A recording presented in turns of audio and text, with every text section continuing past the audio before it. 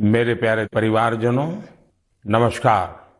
मन की बात के एक और एपिसोड में मुझे आप सभी के साथ देश की सफलता को, देशवासियों की सफलता को, उनकी इंस्पायरिंग लाइफ जर्नी को आपसे साझा करने का अवसर मिला है।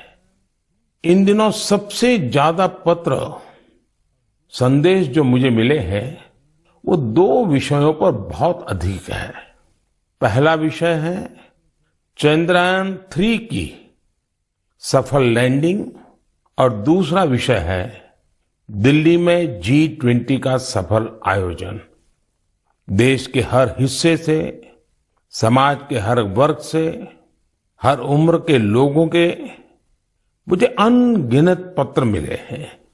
जब चंद्रयान-3 का लैंडर चंद्रमा पर उतरने वाला था, तब करोड़ों लोग अलग अलग माध्यमों के जरिए एक साथ इस घटना के पल पल के साक्षी बन रहे थे। इसरो के YouTube लाइव चैनल पर 80 लाख से ज्यादा लोगों ने इस घटना को देखा। अपने आप में एक रिकॉर्ड है। इससे पता चलता है कि चंद्रयान-3 से करोड़ों भारतीयों का कितना गहरा लगाव है। चंद्रयान की इस सफलता पर देश में इन दिनों एक बहुत ही शानदार क्विज कंपटीशन भी चल रहा है, प्रश्न स्पर्धा, और उसे नाम दिया गया है चंद्रयान-3 महाक्विज। MyGov पोर्टल पर हो रहे इस कंपटीशन में अब तक 15 लाख से ज्यादा लोग हिस्सा ले चुके हैं। MyGov की शुरुआत के बाद यह किसी भी क्विज में सबसे बड़ा पार्टिसिपेशन है। मैं तो आपसे भी कहूंगा कि अगर आपने अब तक इसमें हिस्सा नहीं लिया है तो अब देर मत करिए। अभी इसमें 6 दिन और बचे हैं। इस क्विज में जरूर हिस्सा लीजिए। मेरे परिवारजनों, चंद्रयान-3 की सफलता के बाद G20 के शानदार आयोजन ने हर भारतीय की खुशी को दोगुना कर दिया। भारत मंडपम तो अपने आप में एक सेलिब्रिटी की तरह हो गया है। लोग उसके साथ सेल्फी खिंचा रहे हैं और गर्व से पोस्ट भी कर रहे हैं। भारत ने इस समिट में अफ्रीकन यूनियन को G20 में फुल मेंबर बनाकर अपने नेतृत्व का लोहा मनवाया है। आपको ध्यान होगा, जब भारत बहुत समृद्ध था, उस जमाने में हमारे देश में और दुनिया में सिल्क रूट की बहुत चर्चा होती थी। ये सिल्क रूट व्यापार कारोबार का बहुत बड़ा माध्यम था। अब आधुनिक जमाने में भारत ने एक और इकोनॉमिक कॉरिडोर G20 में सुझाया है। ये है India middle east Europe economic corridor. ये कॉरिडोर आने वाले सैकड़ों वर्षों तक विश्व व्यापार का आधार बनने जा रहा है। और इतिहास इस बात को हमेशा याद रखेगा कि इस कॉरिडोर का सूत्रपात भारत की धरती पर हुआ था। साथियों, G20 के दौरान जिस तरह भारत की युवा शक्ति इस आयोजन से जुड़ी, उसकी आज विशेष चर्चा आवश्यक है। साल भर तक देश के अनेकों यूनिवर्सिटीज में G20 से जुड़े कार्यक्रम हुए। अब इसी श्रृंखला में दिल्ली में एक और एक्साइटिंग प्रोग्राम होने जा रहा है, G20 यूनिवर्सिटी कनेक्ट प्रोग्राम। इस प्रोग्राम के माध्यम से देश भर के लाखों यूनिवर्सिटी स्टूडेंट्स एक दूसरे से जुड़ेंगे। इसमें IITs, IIMs, NITs और मेडिकल कॉलेजेस जैसे कई प्रतिष्ठित संस्थान भी भाग लेंगे। मैं चाहूंगा कि अगर आप कॉलेज स्टूडेंट हैं तो 26 सितंबर को होने वाले इस कार्यक्रम को जरूर देखिएगा, इससे जरूर जुड़िएगा। भारत के भविष्य में युवाओं के भविष्य पर इसमें बहुत सारी दिलचस्प बातें होने वाली है। मैं खुद भी इस कार्यक्रम में शामिल होऊंगा। मुझे भी अपने कॉलेज स्टूडेंट से संवाद का इंतजार है। मेरे परिवारजनों, आज से 2 दिन बाद 27 सितंबर को विश्व पर्यटन दिवस है। पर्यटन को कुछ लोग सिर्फ सैर सपाटे के तौर पर देखते हैं, लेकिन पर्यटन का एक बहुत बड़ा पहलू रोजगार से जुड़ा है। कहते हैं सबसे कम इन्वेस्टमेंट में सबसे ज्यादा रोजगार अगर कोई सेक्टर पैदा करता है तो वो टूरिज्म सेक्टर ही है। टूरिज्म सेक्टर को बढ़ाने में किसी भी देश के लिए गुडविल, उसके प्रति आकर्षण बहुत मैटर करता है। बीते कुछ वर्षों में भारत के प्रति आकर्षण बहुत बढ़ा है और G20 के सफल आयोजन के बाद दुनिया के लोगों का इंटरेस्ट भारत में और बढ़ गया है। साथियों, G20 में 1 लाख से ज्यादा डेलीगेट्स भारत आए। वो यहाँ की विविधता, अलग अलग परंपराएं, भांति भांति का खान पान और हमारी धरोहरों से परिचित हुए। यहां आने वाले डेलीगेट्स अपने साथ जो शानदार अनुभव लेकर गए हैं, उससे टूरिज्म का और विस्तार होगा। आप लोगों को पता ही है कि भारत में एक से बढ़कर एक वर्ल्ड हेरिटेज साइट्स भी हैं और इनकी संख्या लगातार बढ़ती जा रही है। कुछ ही दिन पहले शांति निकेतन और कर्नाटका के पवित्र होयसड़ा मंदिरों को वर्ल्ड हेरिटेज साइट्स घोषित किया गया है। मैं इस शानदार उपलब्धि के लिए समस्त देशवासियों को बधाई देता हूं। मुझे 2018 में शांति निकेतन की यात्रा का सौभाग्य मिला था। शांति निकेतन से गुरुदेव रविंद्रनाथ टैगोर का जुड़ाव रहा है। गुरुदेव रविंद्रनाथ टैगोर ने शांति निकेतन का मोटो संस्कृत के एक प्राचीन श्लोक से लिया था। वह श्लोक है, यत्र विश्वम भवत्येक नीडम, अर्थात जहां एक छोटे से घोंसले में पूरा संसार समाहित हो सकता है। कर्नाटका के जिन होयसड़ा मंदिरों को यूनेस्को ने विश्व धरोहर सूची में शामिल किया है, उन्हें 13वीं शताब्दी के बेहतरीन आर्किटेक्चर के लिए जाना जाता है। इन मंदिरों को यूनेस्को से मान्यता मिलना मंदिर निर्माण की भारतीय परंपरा का भी सम्मान है। भारत में अब वर्ल्ड हेरिटेज प्रॉपर्टीज की कुल संख्या 42 हो गई है। भारत का प्रयास है कि हमारे ज्यादा से ज्यादा ऐतिहासिक और सांस्कृतिक जगहों को वर्ल्ड हेरिटेज साइट की मान्यता मिले। मेरा आप सबसे आग्रह है कि जब भी आप कहीं घूमने जाने की योजना बनाएं तो ये प्रयास करें कि भारत की विविधता के दर्शन करें।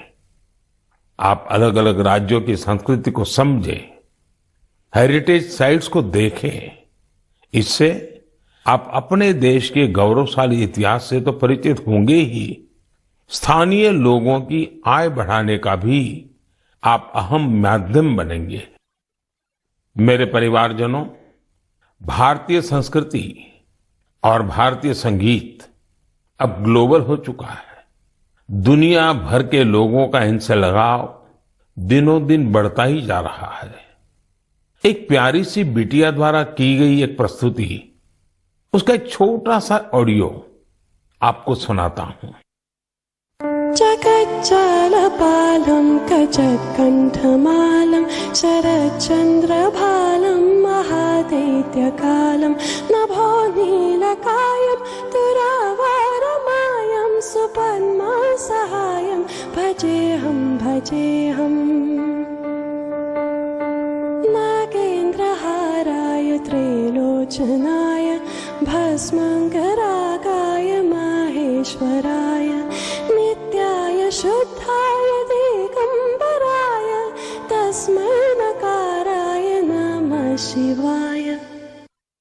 इससे सुनकर आप भी हैरान हो गए ना, कितनी मधुर आवाज है और हर शब्द में जो भाव झलकते हैं, ईश्वर के प्रति उनका लगाव हम अनुभव कर सकते हैं। अगर मैं ये बताऊं कि सुरीली आवाज जर्मनी की एक बेटी की है, तो शायद आप और अधिक हैरान होंगे। इस बिटिया का नाम कैसमी है। 21 साल की कैसमी इन दिनों इंस्टाग्राम पर खूब छाई हुई है। जर्मनी की रहने वाली कैसमी कभी भारत नहीं आई है, लेकिन वो भारतीय संगीत की दीवानी है, जिसने कभी भारत को देखा तक नहीं। उसकी भारतीय संगीत में ये रुचि बहुत ही इंस्पायरिंग है। कैसमी जन्म से ही देख नहीं पाती है, लेकिन ये मुश्किल चुनौती उन्हें असाधारण उपलब्धियों से रोक नहीं पाई। म्यूजिक और क्रिएटिविटी को लेकर उनका पैशन कुछ ऐसा था कि बचपन से ही उन्होंने गाना शुरू कर दिया। अफ्रीकन ड्रमिंग की शुरुआत तो उन्होंने महज 3 साल की उम्र में ही कर दी थी। भारतीय संगीत से उनका परिचय 5-6 साल पहले ही हुआ। भारत के संगीत ने उनको इतना मोह लिया कि उसमें पूरी तरह से रम गई। उन्होंने तबला बजाना भी सीखा है। सबसे इंस्पायरिंग बात तो यह है कि वे कई सारी भारतीय भाषाओं में गाने में महारत हासिल कर चुकी है। संस्कृत, हिंदी, मलयालम, तमिल, कन्नड़ या फिर असमी, बंगाली, मराठी, उर्दू, उन्होंने इन सब में अपने सुर साधे हैं। आप कल्पना कर सकते हैं, किसी को दूसरी अनजान भाषा की 2-3 लाइनें बोलनी पड़ जाए तो कितनी मुश्किल आती है। लेकिन कैसमी के लिए जैसे बाएं हाथ का खेल है। आप सभी के लिए मैं यहां कन्नड़ा में गाए उनके एक गीत को शेयर कर रहा हूं। ನಮ್ಮ ವಚನ ಬಹುವಚನ ನುಡಿರು ಕನ್ನಡ ನಡೆಯಿರೋ ಕನ್ನಡ। ನಮ್ಮ ವಚನ ಬಹುವಚನ ನುಡಿರು ಕನ್ನಡ ನಡೆಯಿರೋ ಕನ್ನಡ। ಕನ್ನಡ ನಮ್ಮ ಕನ್ನಡ। भारतीय संस्कृति और संगीत को लेकर जर्मनी की कैसमी के इस जुनून की मैं हृदय से सराहना करता हूं। उनका यह प्रयास हर भारतीय को अभिभूत करने वाला है। मेरे परिवारजनों, हमारे देश में शिक्षा को हमेशा एक सेवा के रूप में देखा जाता है।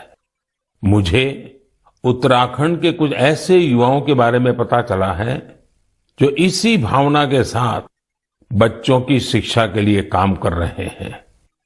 नैनीताल जिले में कुछ युवाओं ने बच्चों के लिए अनोखी घोड़ा लाइब्रेरी की शुरुआत की है।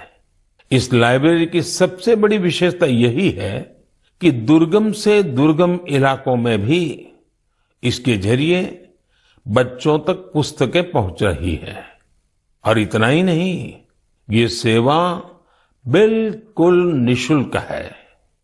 अब तक इसके माध्यम से नैनीताल के 12 गांवों को कवर किया गया है। बच्चों की शिक्षा से जुड़े इस नेक काम में मदद करने के लिए स्थानीय लोग भी खूब आगे आ रहे हैं।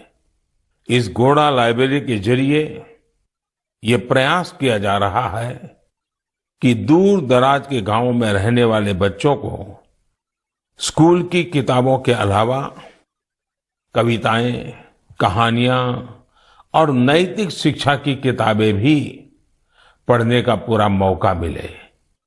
ये अनोखी लाइब्रेरी बच्चों को भी खूब भा रही है। साथियों, मुझे हैदराबाद में लाइब्रेरी से जुड़े एक ऐसे ही अनूठे प्रयास के बारे में पता चला है। यहाँ 7वीं क्लास में पढ़ने वाली बिटिया आकर्षणा सतीश ने तो कमाल कर दिया है। आपको ये जानकर आश्चर्य हो सकता है कि महज 11 साल की उम्र में ये बच्चों के लिए एक दो नहीं बल्कि 7 लाइब्रेरी चला रही है। आकर्षणा को 2 साल पहले इसकी प्रेरणा तब मिली जब वो अपने माता पिता के साथ एक कैंसर अस्पताल गई थी। उसके पिता जरूरतमंदों की मदद के सिलसिले में वहां गए थे। बच्चों ने वहां उनसे कलरिंग बुक्स की मांग की और यही बात इस प्यारी सी गुड़िया को इतनी छू गई कि उसने अलग अलग तरह की किताबें जुटाने की ठान ली। उसने अपने आस पड़ोस के घरों, रिश्तेदारों और साथियों से किताबें इकट्ठा करना शुरू कर दिया। और आपको यह जानकर खुशी होगी कि पहली लाइब्रेरी उसी कैंसर अस्पताल में बच्चों के लिए खोली गई। जरूरतमंद बच्चों के लिए अलग अलग जगहों पर इस बिटिया ने अब तक जो 7 लाइब्रेरी खोली है, उनमें अब करीब 6000 किताबें उपलब्ध हैं। छोटी सी आकर्षणा जिस तरह बच्चों का भविष्य संवारने का बड़ा काम कर रही है, वो हर किसी को प्रेरित करने वाला है। साथियों, ये बात सही है कि आज का दौर डिजिटल टेक्नोलॉजी और ई बुक्स का है, लेकिन फिर भी किताबें हमारे जीवन में हमेशा एक अच्छे दोस्त की भूमिका निभाती हैं। इसलिए हमें बच्चों को किताबें पढ़ने के लिए प्रेरित करना चाहिए। मेरे परिवारजनों, हमारे शास्त्रों में कहा गया है, जीवेषु करुणा चापि मैत्री तेषु विधीयताम, अर्थात जीवों पर करुणा कीजिए और उन्हें अपना मित्र बनाइए। हमारे तो ज्यादातर देवी देवताओं की सवारी ही पशु पक्षी हैं। बहुत से लोग मंदिर जाते हैं, भगवान के दर्शन करते हैं, लेकिन जो जीव जंतु उनकी सवारी होते हैं, उस तरफ उतना ध्यान ही नहीं देते। ये जीव जंतु हमारी आस्था के केंद्र में तो रहने ही चाहिए, हमें इनका हर संभव संरक्षण भी करना चाहिए। बीते कुछ वर्षों में देश में शेर, बाघ, तेंदुआ और हाथियों की संख्या में उत्साहवर्धक बढ़ोतरी देखी गई है। कई और प्रयास भी निरंतर जारी हैं ताकि इस धरती पर रह रहे दूसरे जीव जंतुओं को बचाया जा सके। ऐसा ही एक अनोखा प्रयास राजस्थान के पुष्कर में भी किया जा रहा है। यहाँ सुखदेव भट्ट जी और उनकी टीम मिलकर वन्य जीवों को बचाने में जुटे हैं। और जानते हैं उनकी टीम का नाम क्या है? उनकी टीम का नाम है कोबरा। एक खतरनाक नाम इसलिए है क्योंकि उनकी टीम इस क्षेत्र में खतरनाक सांपों का रेस्क्यू करने का काम भी करती है। इस टीम में बड़ी संख्या में लोग जुड़े हैं जो सिर्फ एक कॉल पर मौके पर पहुंचते हैं और अपने मिशन में जुट जाते हैं। सुखदेव जी की इस टीम ने अब तक 30,000 से ज्यादा जहरीले सांपों का जीवन बचाया है। इस प्रयास से जहां लोगों का खतरा दूर हुआ है, वहीं प्रकृति का संरक्षण भी हो रहा है। ये टीम अन्य बीमार जानवरों की सेवा के काम से भी जुड़ी हुई है। साथियों, तमिलनाडु के चेन्नई में auto driver M Rajendra Prasad ji भी एक अनोखा काम कर रहे हैं। वो पिछले 25-30 साल से कबूतरों की सेवा के काम में जुटे हैं। खुद उनके घर में 200 से ज्यादा कबूतर हैं।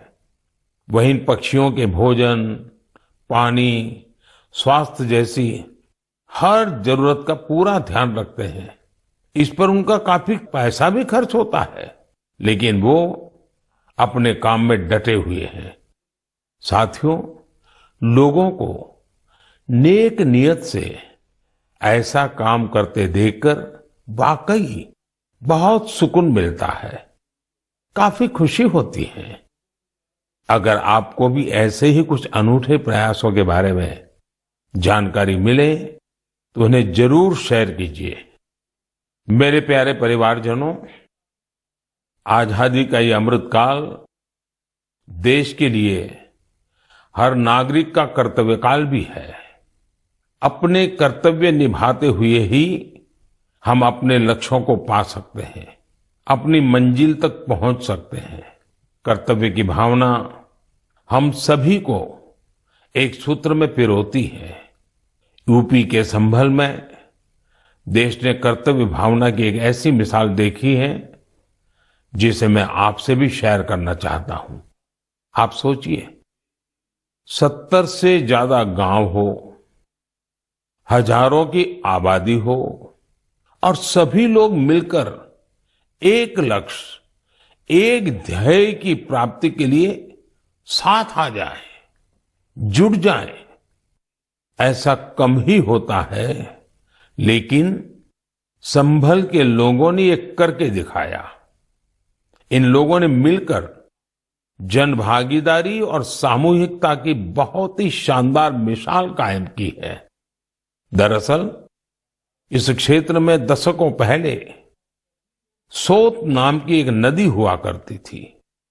अमरोहा से शुरू होकर संभल होते हुए बदायूं तक बहने वाली ये नदी एक समय इस क्षेत्र में जीवनदायिनी के रूप में जानी जाती थी।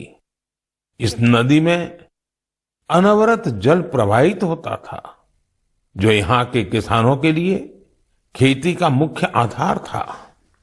समय के साथ नदी का प्रवाह कम हुआ। नदी जिन रास्तों से बहती थी वहां अतिक्रमण हो गया और ये नदी विलुप्त हो गई। नदी को मां मानने वाले हमारे देश में संभल के लोगों ने इस सोत नदी को भी पुनर्जीवित करने का संकल्प ले लिया। पिछले साल दिसंबर में सोत नदी के कायाकल्प का काम 70 से ज्यादा ग्राम पंचायतों ने मिलकर शुरू किया। ग्राम पंचायतों के लोगों ने सरकारी विभागों को भी अपने साथ लिया।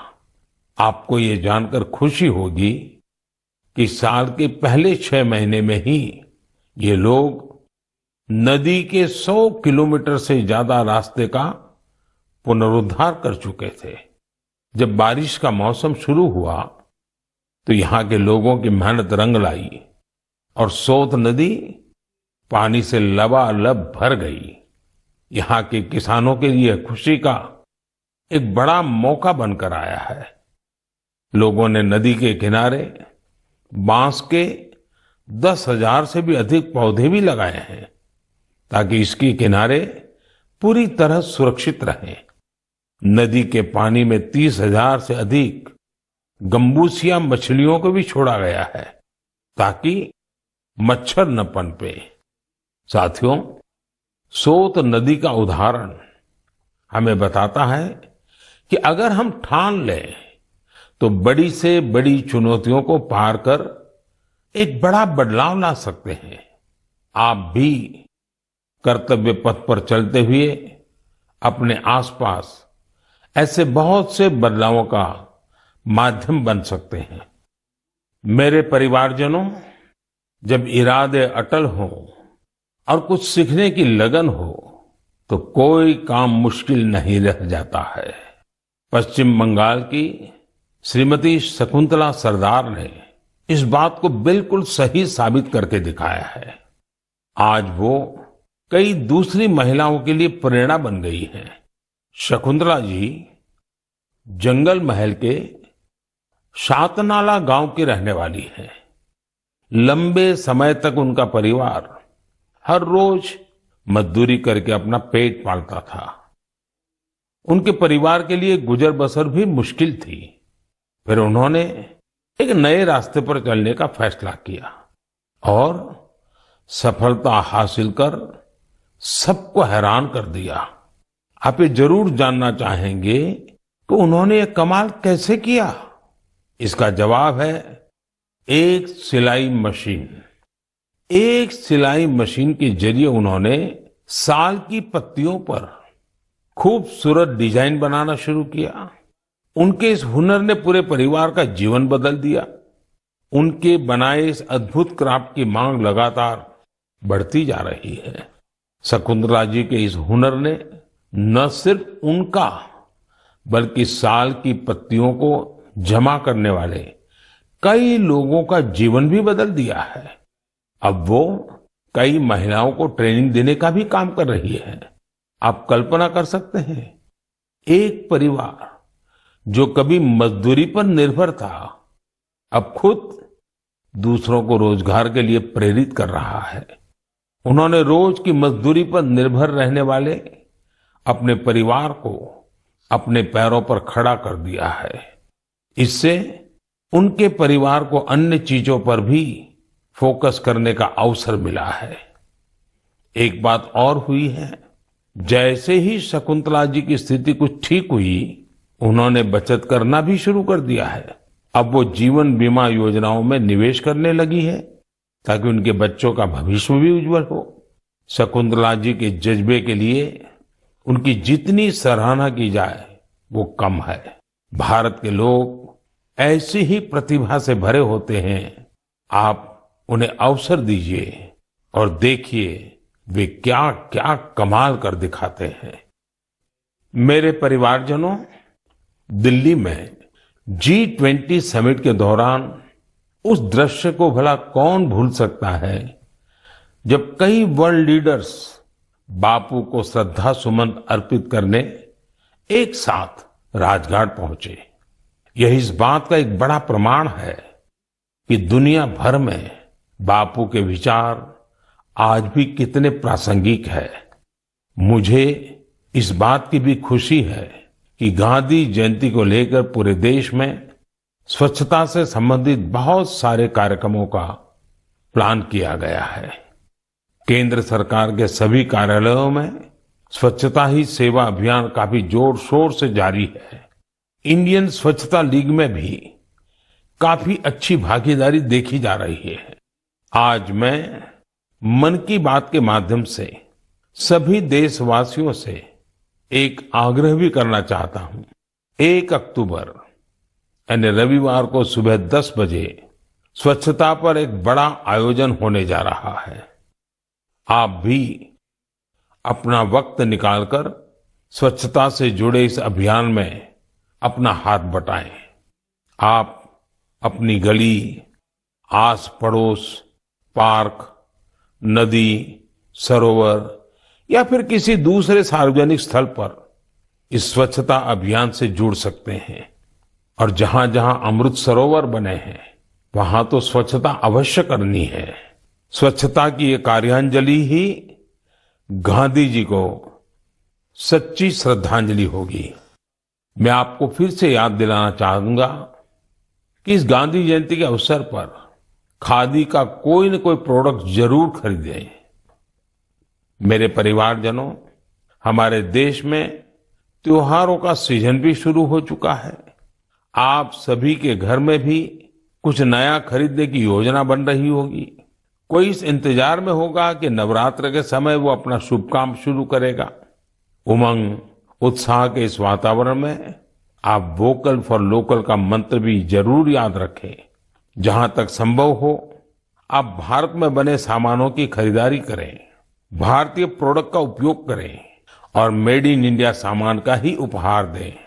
आपकी छोटी सी खुशी किसी दूसरे के परिवार की बहुत बड़ी खुशी का कारण बनेगी। आप जो भारतीय सामान खरीदेंगे उसका सीधा फायदा हमारे श्रमिकों, कामगारों, शिल्पकारों और अन्य विश्वकर्मा भाई बहनों को मिलेगा। आजकल तो बहुत सारे स्टार्टअप्स भी स्थानीय प्रोडक्ट्स को बढ़ावा दे रहे हैं। आप स्थानीय चीजें खरीदेंगे तो स्टार्टअप्स के इन युवाओं को भी फायदा होगा। मेरे प्यारे परिवारजनों, मन की बात में बस आज इतना ही। अगली बार जब आपसे मन की बात में मिलूंगा तो नवरात्रि और दशहरा बीत चुके होंगे। त्योहारों के इस मौसम में आप भी पूरे उत्साह से हर पर्व मनाएं, आपके परिवार में खुशियां रहे, मेरी यही कामना है। इन पर्वों की आपको बहुत सारी शुभकामनाएं। आपसे फिर मुलाकात होगी और भी नए विषयों के साथ, देशवासियों की नई सफलताओं के साथ। आप अपने संदेश मुझे जरूर भेजते रहिए। अपने अनुभव शेयर करना न भूलें। मैं प्रतीक्षा करूंगा। बहुत बहुत धन्यवाद। नमस्कार।